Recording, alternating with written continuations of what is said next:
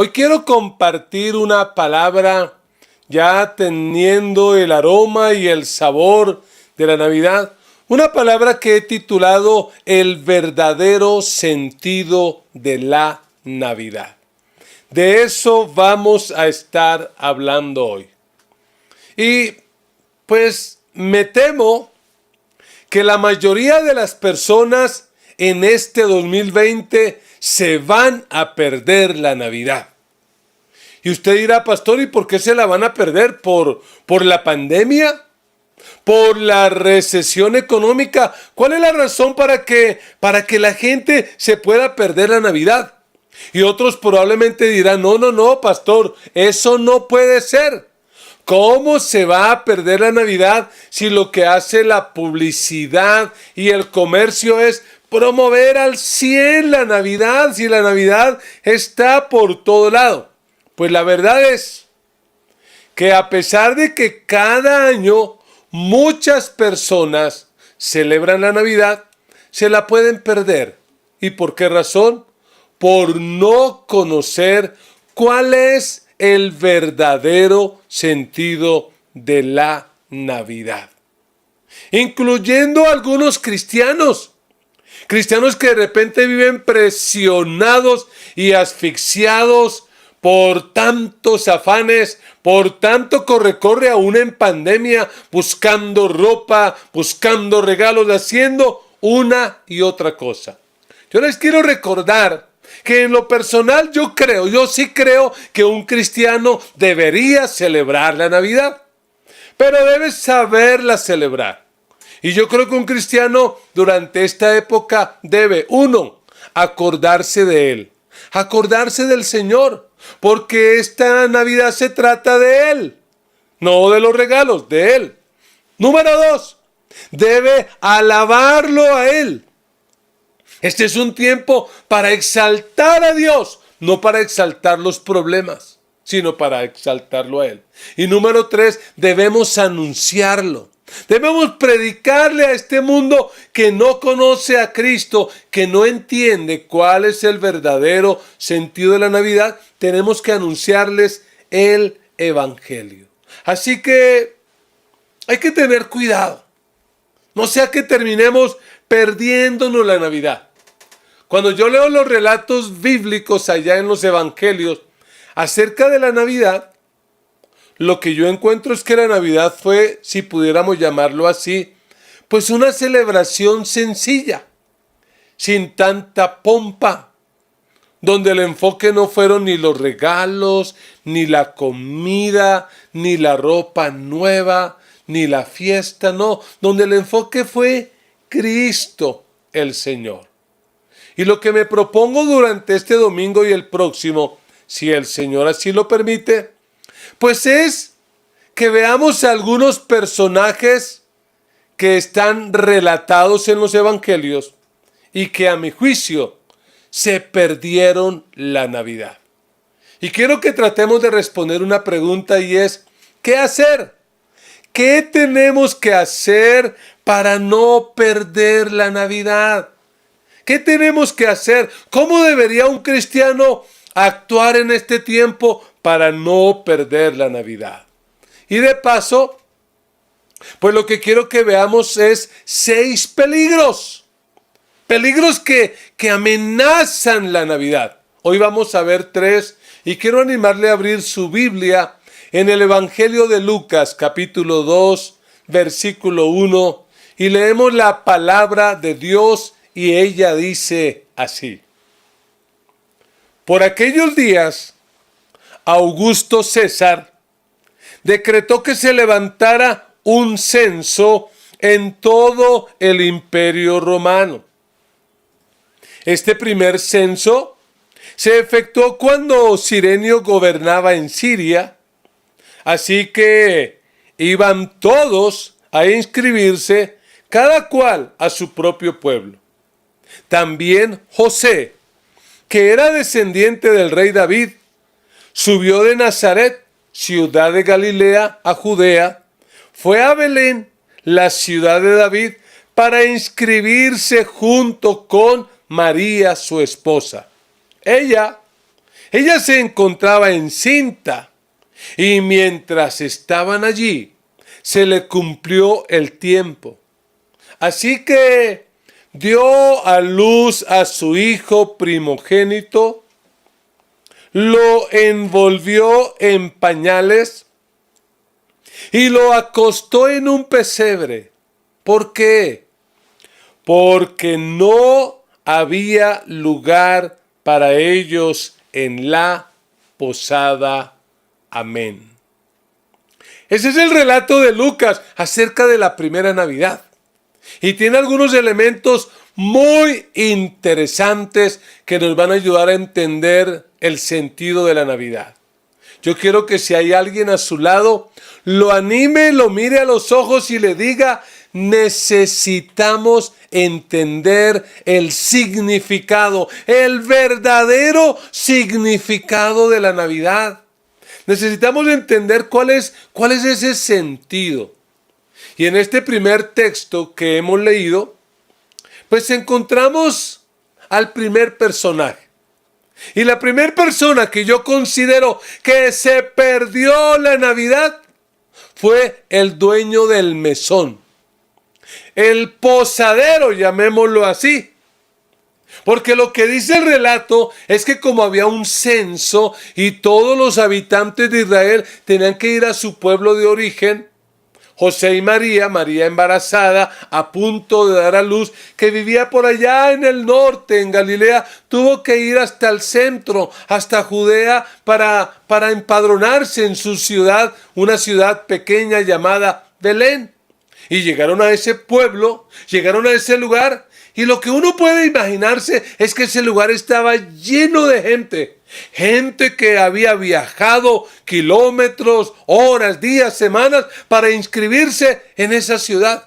Y probablemente cuando llega José al mesón dice: mire, por favor, mi esposa está ya para dar a luz, está embarazada, va a dar a luz. Y la respuesta del dueño del mesón es: no hay lugar. Y eso es muy extraño. Y es muy extraño porque en el Medio Oriente, hasta el día de hoy, la práctica de la hospitalidad es algo muy importante. Es algo realmente determinante.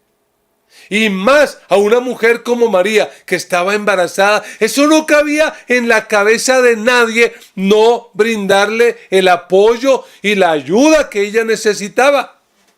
Pero vaya sorpresa. El punto es que no había lugar para ellos.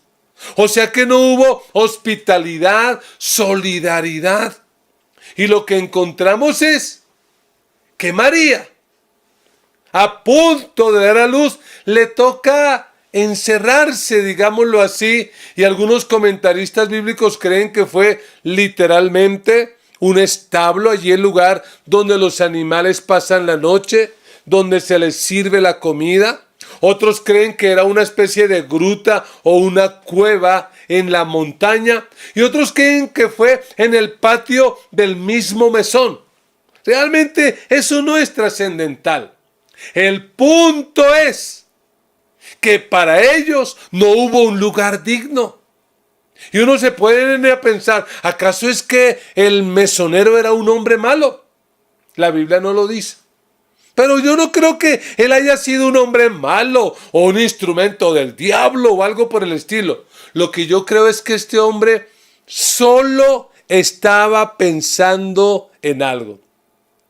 Estaba pensando en plata. Porque habían huéspedes. Y porque probablemente una temporada como esta no se volvía a repetir.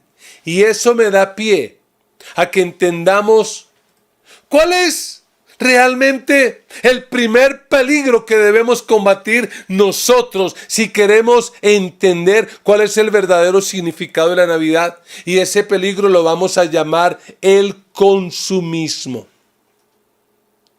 Indudablemente, para poder entender el verdadero sentido de la Navidad, hay que combatir el consumismo. Porque quiero que vuelva a mirar el versículo 7. Y cuando uno lo lee, uno como que no le presta mucha atención. Pero mire lo que dice el texto. Dice, así que dio a luz a su hijo primogénito. Está hablando de María. Lo envolvió en pañales ella y lo acostó en un pesebre ella. ¿Por qué? Porque no había lugar para ellos en la posada. Y mire, en el Medio Oriente, además de la costumbre de la hospitalidad, lo mínimo que debieron haberle provisto a María para ayudarla era una partera. Porque ese trabajo de recibir al bebé lo hacía una partera. De limpiar al bebé y envolverlo en unos pañales y en una manta era el trabajo de la partera. Pero en este caso el texto bíblico es claro. Le tocó hacerlo todo a María. Es ella la que lo da a luz. Y es ella la que lo envuelve en pañales. Oiga, esto es terrible y es tremendo. ¿Por qué? Porque si el posadero no tenía un lugar digno para ella, debió al menos interesarse en buscar una partera, en brindarle el apoyo o la ayuda que ella necesitaba, pero no lo hizo. ¿Por qué? Porque estaba ciego por el materialismo, por la plata, porque lo que quería era la plata y no nada más. Este posadero se pierde la Navidad. Y sabe, muchas personas, incluidos algunos cristianos, terminan perdiéndose la Navidad. Porque piensan que esta es la época para comprar ropa, comida, regalos, y aún en pandemia y todo, se la pasan para aquí y compran. No, es que ese es el sentido de la Navidad, tener. Y otros están pensando en el negocio. No, es que esta es la temporada. Si yo aquí no vendo, mejor dicho, perdí el año. Y están solo pensando en eso. Y yo quiero aclarar, eso no es malo. Eso no es algo, digámoslo, pecaminoso. Pero sencillamente no es el sentido de la Navidad. Igual que lo que hace el dueño del mesón, no hace nada malo, pecaminoso. Pero ese no era el sentido. Imagínense el privilegio que pudo tener ese mesonero. De poderle decir a sus descendientes, a mi casa llegó un día la madre del Mesías, el papá, el esposo de María, y yo le hospedé, y yo le conseguí una partera, y yo le ayudé, pero se perdió la Navidad. ¿Y por qué se la perdió? Por el consumismo. Ojo, amada iglesia. Yo no estoy diciéndole que no compre o que no coma o que no se estrene. No. No me lleve las cosas al extremo. Lo que estoy diciendo es que ese no es el sentido de la Navidad. Porque por otro lado, si tú no puedes ni estrenar ropa, ni comer la comida que quieres, ni comprar lo que anhelabas, pues eso no es razón para deprimirte y decir, mamá, ¿dónde están mis juguetes? No. Todo lo contrario, tienes que celebrar porque tú no te vas a perder la Navidad, porque el sentido de la Navidad es Cristo. Él es. Así que ojo, amada iglesia, con el consumismo. Y lo triste es que hay algunos que no solo durante la Navidad, sino durante toda la vida. El sentido de la vida de muchos es ese, tener plata. Amontonar riquezas. ¿Para qué? Para que cuando se mueran los hijos se peleen por ellas.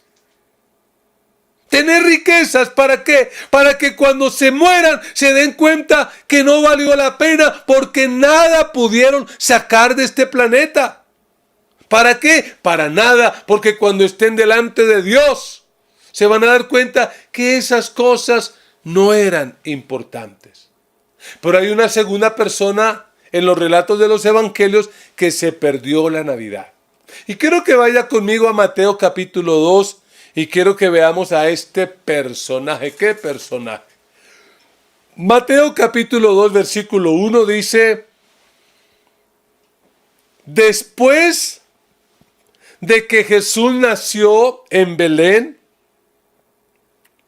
de Judea, en tiempos del rey Herodes, llegaron a Jerusalén unos sabios no magos, sabios, procedentes del oriente, ¿dónde está el que ha nacido rey de los judíos? Preguntaron. Vimos levantarse su estrella y hemos venido a adorarlo. Oiga, cuando lo oyó el rey Herodes, se turbó y toda Jerusalén con él. Herodes es la segunda persona que quiero mencionar. Se perdió la Navidad. Herodes es un personaje particular, lo diríamos así, todo un personaje. Herodes era el rey de la tierra, el rey de Israel, allá donde nace el Mesías. Y lo que nos muestra este relato es que este rey se turbó, así lo dice el versículo 3, se turbó. Es decir, se llenó de miedo, de pánico, se agitó, se estresó. Y eso me da entonces la segunda pauta. Y es que comprender el verdadero significado de la Navidad implica combatir el miedo. Hay que combatir el miedo. Y uno se pregunta, ¿por qué Herodes entró en pánico? ¿Por qué Herodes se turbó? ¿Por qué se perturbó? ¿Por qué se llenó de miedo? Sencillamente porque estos sabios que vinieron del lejano oriente llegaron con una pregunta: ¿dónde está el rey de los judíos que ha nacido? ¿Dónde está? Vimos su estrella en el oriente y venimos a adorarle. ¿Dónde está el rey de los judíos? Y recuerde, el rey es Herodes. Y Herodes se indispone, se perturba. ¿Cómo así que el rey? Si el rey aquí soy yo. Y es que basta leer la historia no bíblica solamente, la historia universal, para darnos cuenta quién era la belleza de Herodes. La historia dice que Julio César nombró al padre de Herodes, un hombre llamado Antípatro, un buen nombre para su hijo. Lo nombró procurador o gobernador de Judea, allí porque el imperio romano tenía gobernado todo. Y pues lo que hace Antípatro es todo lo posible para que su hijo herede, controle esa región. Herodes, políticamente hablando, digámoslo, era un buen líder. Era alguien que le daba resultados al imperio romano. Había logrado sofocar los movimientos guerrilleros, especialmente el grupo de los celotes. Los tenía ahí controladitos. Ese era Herodes. Pero ¿sabe?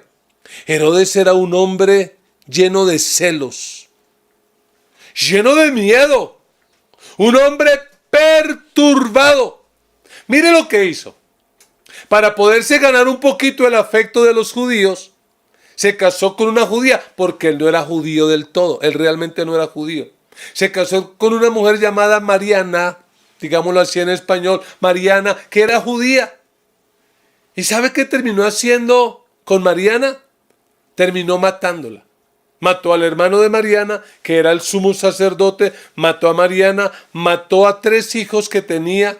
De hecho, cuando Jesús va a cumplir 1 año, termina matando al último hijo que tenía. ¿Por qué? Porque para él eso era una terrible amenaza. Nadie podía pensar en ser el rey. Solo él era el rey. Imagínense pues, entonces, cuando llegan los sabios del oriente preguntando, ¿y dónde está el rey?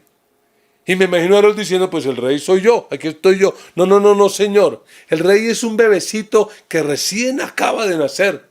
Y eso me imagino yo, a este cruel y despiadado hombre le produce tanto odio que dice, no señor, ¿cómo así? Yo soy el rey, pero usted sabe lo que él hace. Por allá en el versículo 7 más adelante, él finge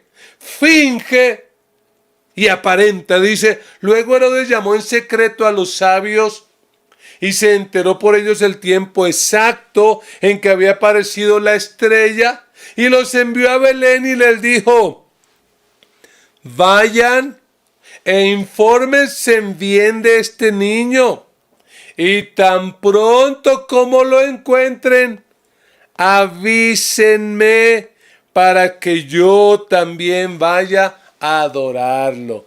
Sí, ¿cómo no? Sabemos que este cruel y sanguinario lo que menos quería era adorarlo. Lo que él quería era matarlo. Y usted sabe el relato y lo voy a obviar para ganar tiempo. Pero finalmente los sabios se fueron por otro lado. ¿Y qué terminó haciendo él? Miren el versículo 16. Dice: cuando Herodes se dio cuenta de que los sabios se habían burlado de él, se enfureció y mandó matar a todos los niños menores de 2 años en Belén y en sus alrededores, de acuerdo con el tiempo que había averiguado de los sabios. ¡Qué tragedia! Una masacre por un tipo loco, por un tipo lleno de miedos. Pero no estamos hablando de Herodes, estamos hablando de ti y de mí. Y para que no pensemos que ya no hay más Herodes en el mundo, solo échale una miradita a las noticias y date cuenta que hay muchos Herodes. Y que durante esta pandemia se han levantado tantos Herodes maltratando, abusando a los niños. Los Herodes todavía están por ahí, depravados, enfermos. Siempre habrá Herodes en todas las sociedades. Pero óigame, aquí hay una lección todavía más grande. Y es que muchas personas se pierden la Navidad a causa de lo mismo que se la perdió Herodes. A causa del miedo.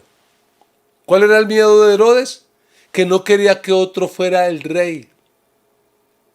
Y esa es la razón por la cual muchos pierden la Navidad.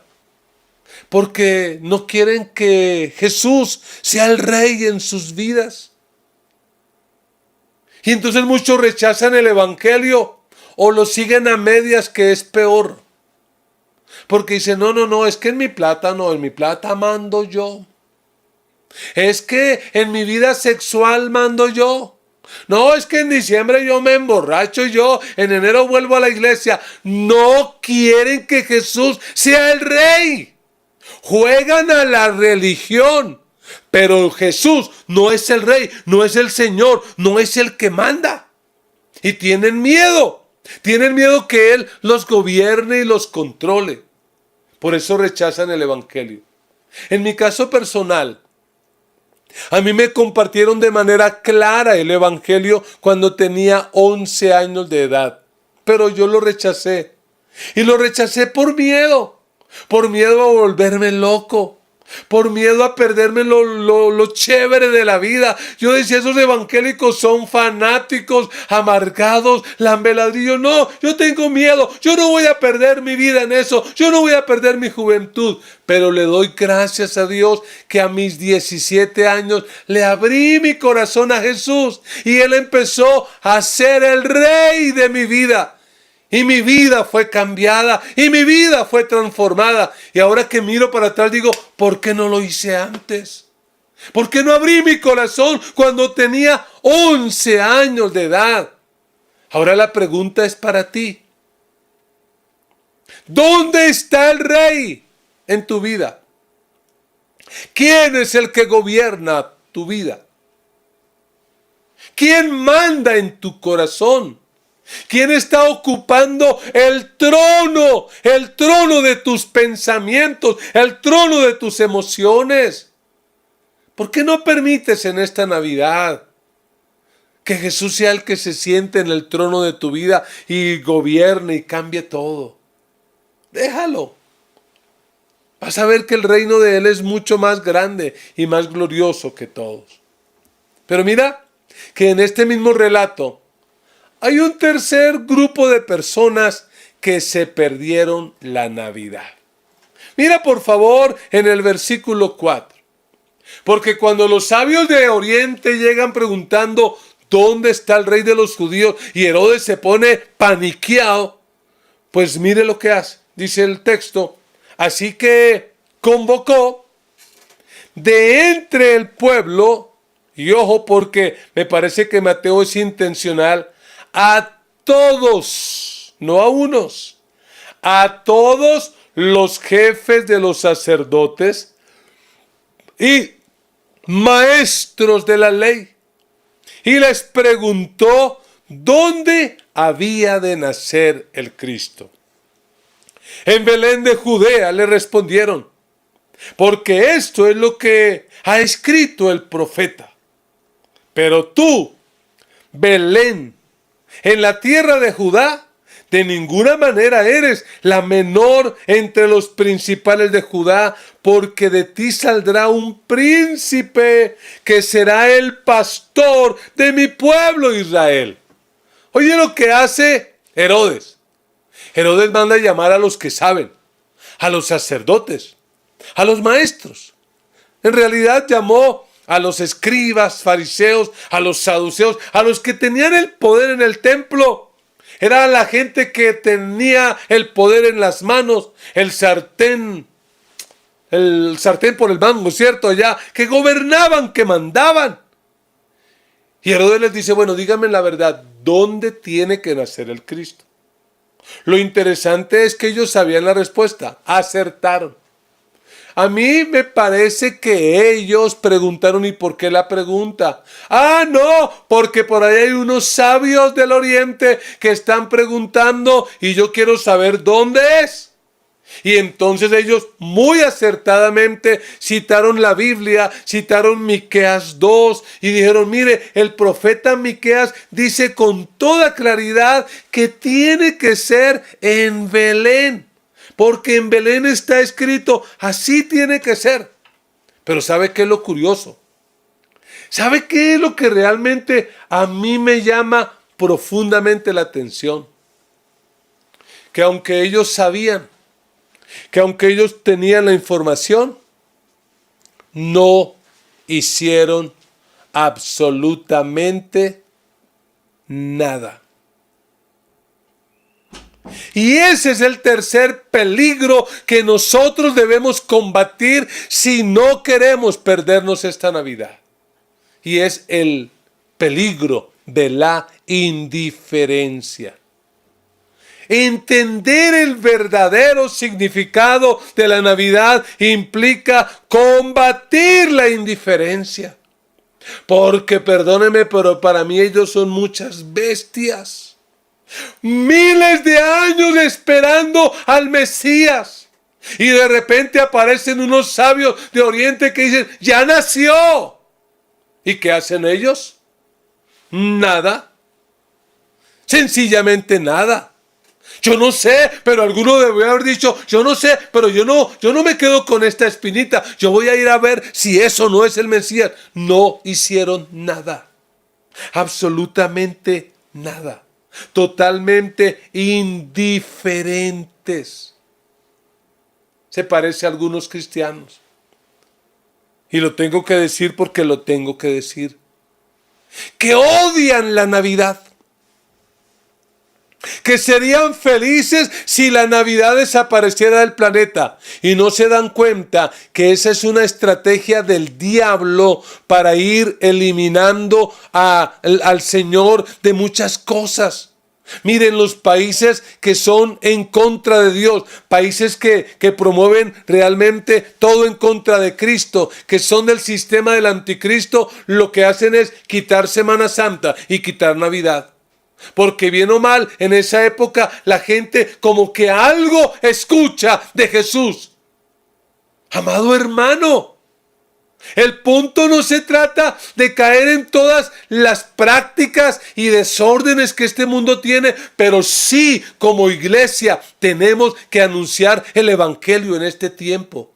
Yo como iglesia, yo lo voy a hacer. Voy a anunciar a Cristo. No voy a ser de esos indiferentes. No me voy a sentar cruzado de brazos diciendo que es que el arbolito, eso viene por allá de Semiramis y Tamuz, de la antigua Babilonia, lo cual puede ser cierto, y que la Navidad viene de una fiesta pagana romana llamada la Saturnalia, lo cual puede ser cierto, pero le quiero decir algo. Gente que hoy celebra eso no piensa ni en Semiramis, ni en Tamuz, ni en Babilonia, porque hay cristianos evangélicos que se han vuelto enemigos de los católicos y odian a todo el mundo y creen que de eso se trata, que ese es el sentido. Hermanos, ese no es el sentido.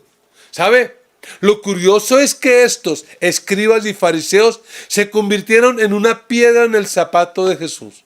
Fueron los que más le fastidiaron la vida y se la hicieron literalmente imposible. De hecho, cuando tú lees los evangelios, Jesús no tuvo mayor problema con los gobernadores ni con los líderes políticos, pero sí con los líderes religiosos. Miremos solo un texto para confirmar esto que estoy diciendo. Mateo 9:10.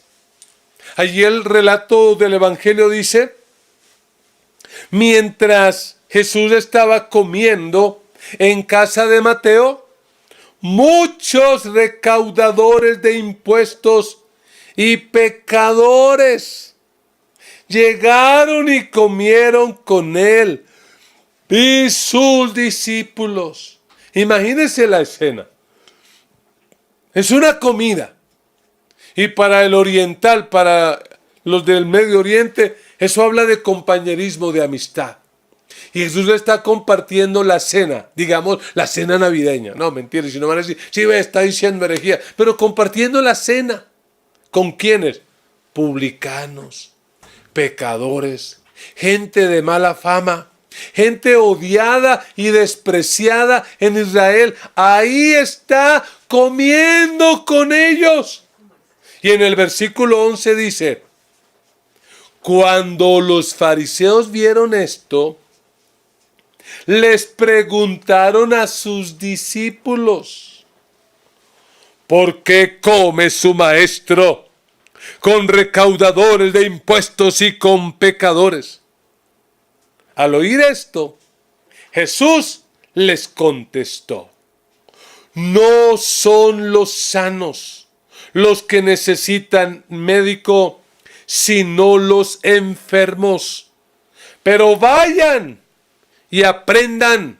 Los mandó a leer la Biblia. Vayan y aprendan. Los mandó a hacer exégesis. Vayan y aprendan lo que significa. Les mandó a hacer hermenéutica. Lo que pido de ustedes es misericordia y no sacrificios. Porque no he venido a llamar a justos, sino a pecadores. Imagínese usted, por favor, la escena. Jesús comiendo, como decimos aquí en Colombia, con esas pinticas. Y los líderes religiosos, los mismos que ignoraron a Jesús el día que nació, que no hicieron absolutamente nada, ¿qué están haciendo? Criticando. Pero ¿cómo es que come con esa gente? Y que hacen muchos de los hoy llamados cristianos, que me parecen más escribas y fariseos, criticando. Oiga, y esa iglesia, mire, esa iglesia, la gran comisión, ni cristianos serán celebrando la Navidad. Mire esa decoración. No hacen sino criticar y fastidiar. Pero de resto no hacen nada. ¿Saben? Esta iglesia celebra la Navidad.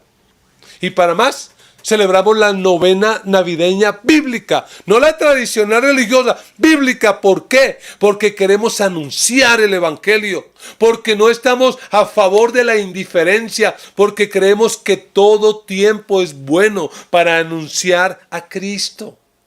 Porque como Jesús lo dijo, vayan, lean y entiendan lo que significa misericordia quiero. ¿Y qué es lo que debe mostrar la iglesia en este tiempo? Misericordia. Ah, pero pastor, es que mire cómo el mundo celebra y se emborrachan. ¿Sabes por qué ese hombre se emborracha? Porque no tiene a Cristo en su corazón. porque está vacío por dentro. Si tú naciste en un hogar cristiano, qué alegría, qué envidia. Yo no. Y yo muchas navidades sin Cristo me emborraché, porque no tenía sentido mi vida, porque no encontraba el porqué.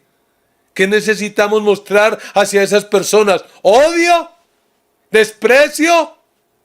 No. Misericordia. Tenemos que mostrar misericordia. ¿Sabe por qué ellos fueron indiferentes? No solo cuando Jesús nació, sino durante todo su ministerio. Porque ellos se creían muy buenos. Porque ellos creían que se merecían la salvación. Y hay algunos que hoy en día son iguales, se creen mejores. Nosotros somos mejores porque no celebramos la Navidad. Somos mejores porque no practicamos ese paganismo. Somos mejores porque no comemos con publicanos y pecadores. Y por eso no buscan al Salvador. ¿Por qué Jesús compartía con esos publicanos y pecadores? Porque esos publicanos y pecadores estaban desesperados y eran conscientes de que necesitaban al Salvador, que necesitaban el perdón de sus pecados. El apóstol Pablo dice en la carta a los Romanos, porque la paga del pecado es muerte, mientras que la dádiva, léase el regalo, ahora en Navidad, el regalo de Dios es vida eterna en Cristo Jesús, nuestro Señor. Amados, no se pierdan esta Navidad. No se pierdan esta Navidad. Por favor, resistan el consumismo. Navidad no se trata de consumismo, de subir de peso y de gastarse la plata que no tiene y de endeudarse. Ese no es el sentido. Por favor, no se pierda la Navidad. Dígale no al miedo del futuro, al miedo de lo porvenir. Dígale no a eso. Y por favor, renuncie a la indiferencia. Yo personalmente creo que los cristianos sí debemos celebrar la Navidad, pero debemos celebrarla de la forma correcta. Celebremos la Navidad para acordarnos del Señor Jesús, para exaltar al Señor Jesús y para anunciar el Evangelio de Jesús. ¿Por qué celebrar la Navidad? Porque realmente hay que celebrar que para librarnos de todos los males, el Dios eterno vino y usó pañales. Para librarnos de todos los males, el Dios eterno vino y usó pañales. Que Dios nos ayude a todos. Si puedes, allí donde estás, colócate de pie y vamos a hablar con Dios. Si puedes, levanta tus manos y empieza a orar. Respóndele a Dios. Dile a qué te comprometes. ¿Qué decisión tomas? ¿Qué cambio harás a partir de hoy en tu vida?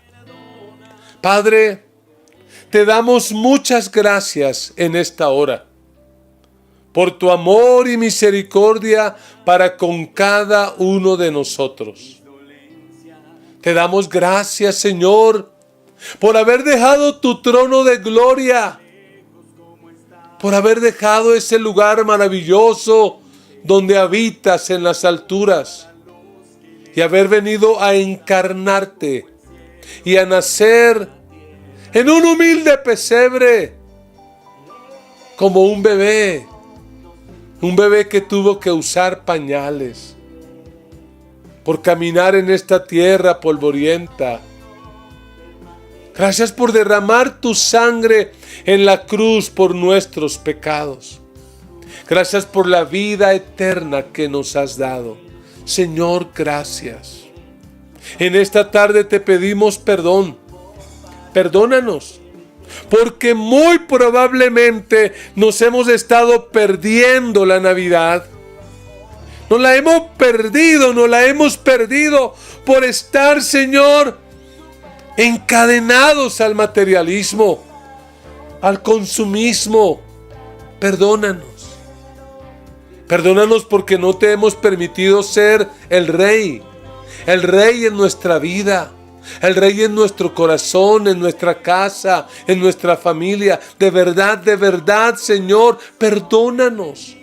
Hoy queremos que tú seas el Rey en nuestra vida. Señor, no queremos ser indiferentes. No vamos a ser mundanos, pero vamos a ser sabios y astutos para poder anunciar el Evangelio en todo tiempo. Señor, queremos hacer algo. Queremos honrarte. Queremos recordarte. Queremos anunciarte. Señor, yo te pido que bendigas cada familia de la Gran Comisión. Y que sea tu Espíritu Santo dando testimonio a su espíritu de lo que tienen que hacer. Que no sea la religiosidad, que no sea el comercio, sino que sea tu Espíritu el que les diga cómo celebrar esta Navidad para no perdérsela.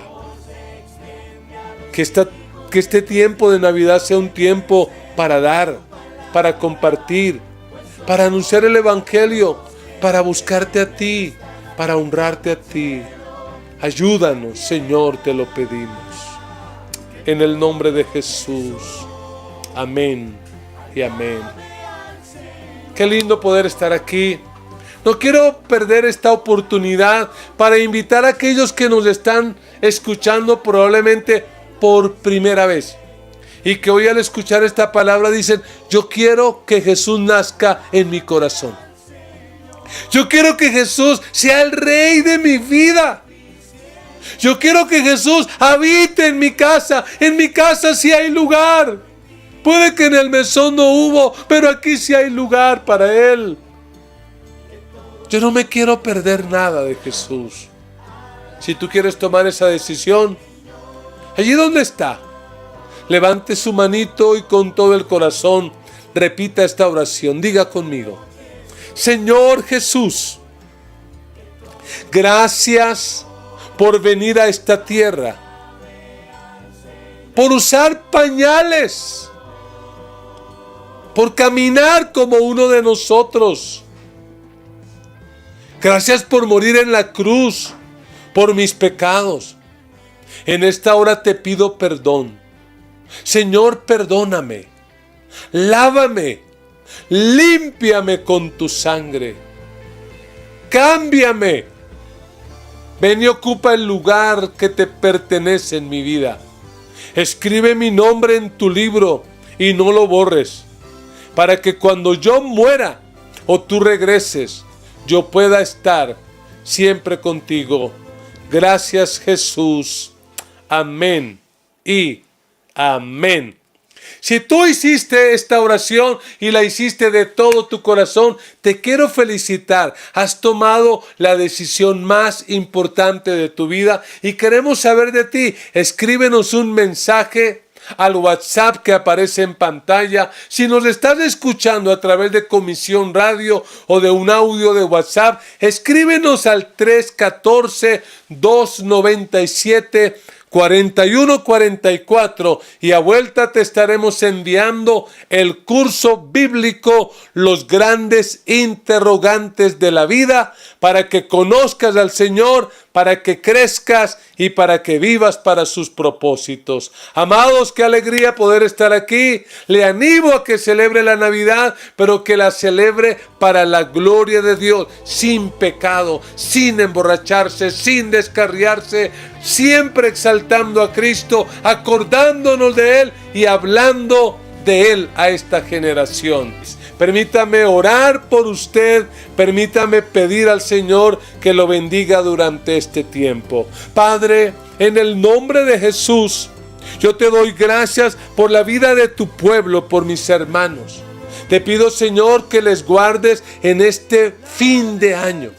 Aleja de ellos el pecado, la maldad, la enfermedad, y permite que ellos puedan vivir este tiempo para la gloria de tu santo nombre. Abre puertas de bendición y cierra toda puerta de peligro.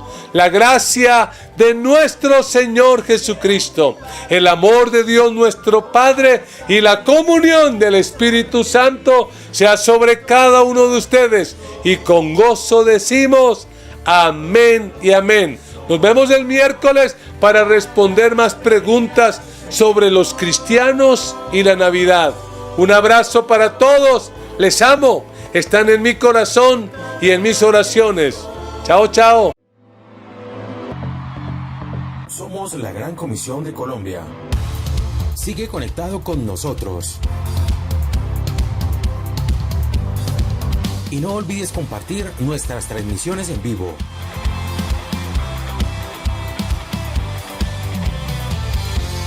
Síguenos a través de nuestras redes sociales, YouTube, Instagram y Facebook. Porque somos discípulos que hacen discípulos. Síguenos a través de nuestras redes sociales. Ten presente que cuentas con nosotros. Comunícate ahora mismo al 314-297-4144. Gracias por estar todo el tiempo conectado y sigue disfrutando de nuestros contenidos y la palabra de Dios a través de las herramientas tecnológicas. Muchas gracias.